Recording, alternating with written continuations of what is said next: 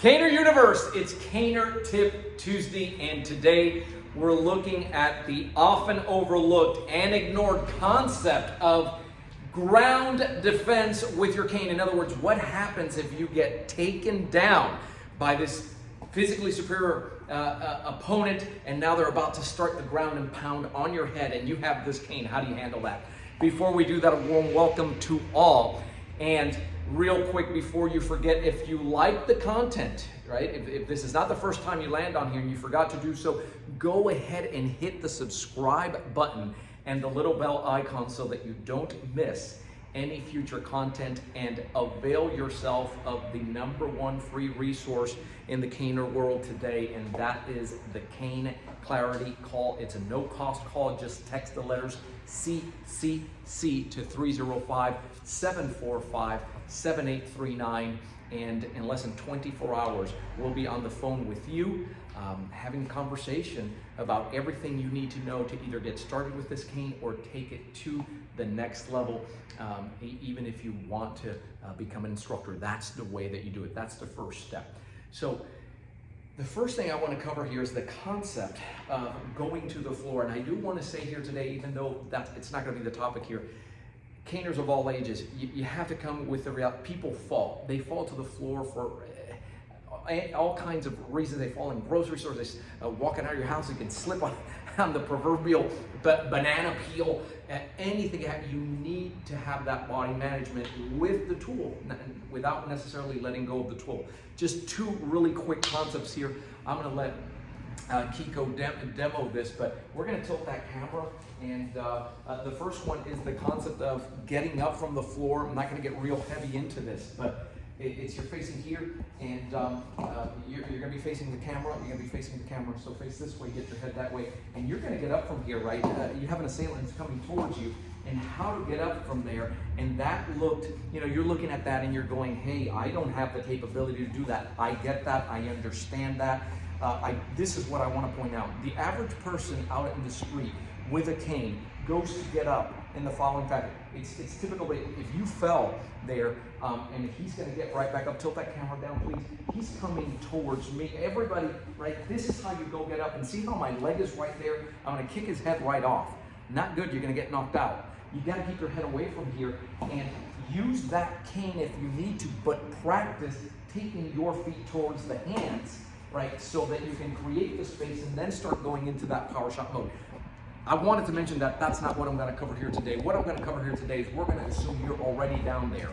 And now this is what happens. You have this bigger individual who's coming in, and well, let's take a look at it, at what that looks like. And let's trade canes here. If you would give me a drone here, so it's not to hurt anybody, we get a padded cane for that purpose, and then tilt that camera down. Real quick and basic 101 primer when you are down here. The first thing is don't let go of that cane. If you're not trained to go down here with the cane, your initial reaction is going to be to let go of the cane, and you're going to use this tool as leverage. Don't do that, because if this fellow figures this out, he will use this against you. That's how people get victimized. So when you go down to the cane, you want to retain your cane like you would anywhere else.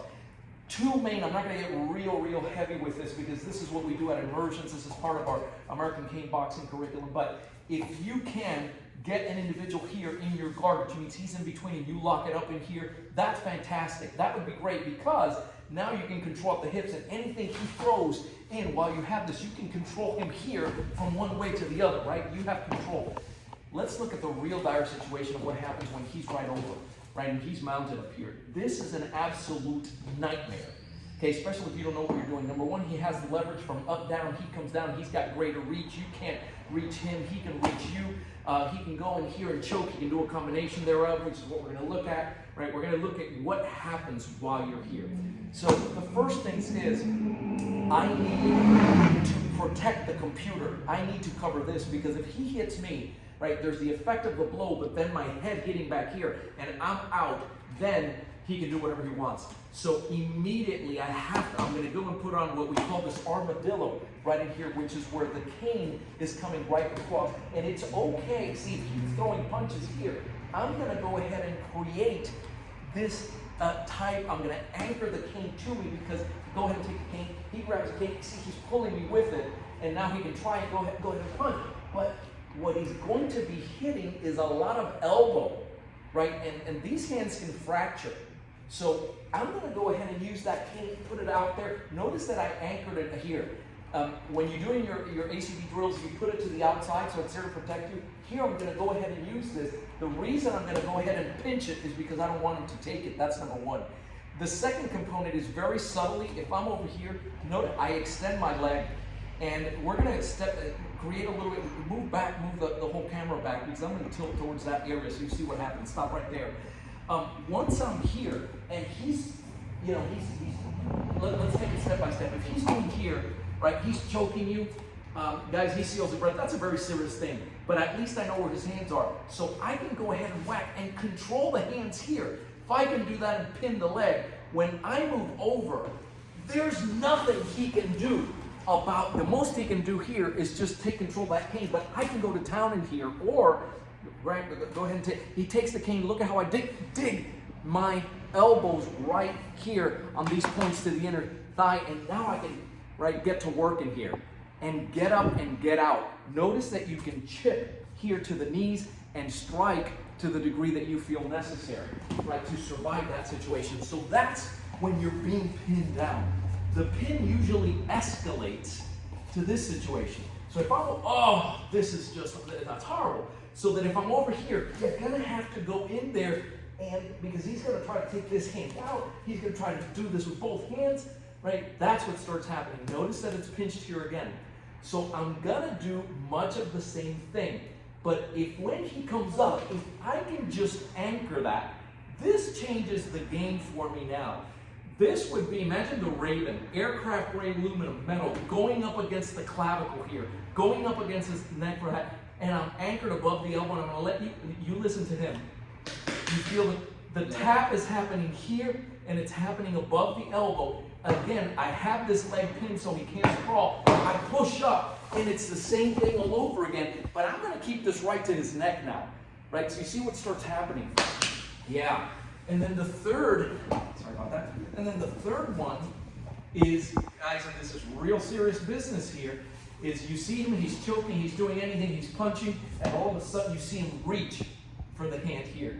You're gonna have to do whatever you prefer that this tool not be, go ahead and pull.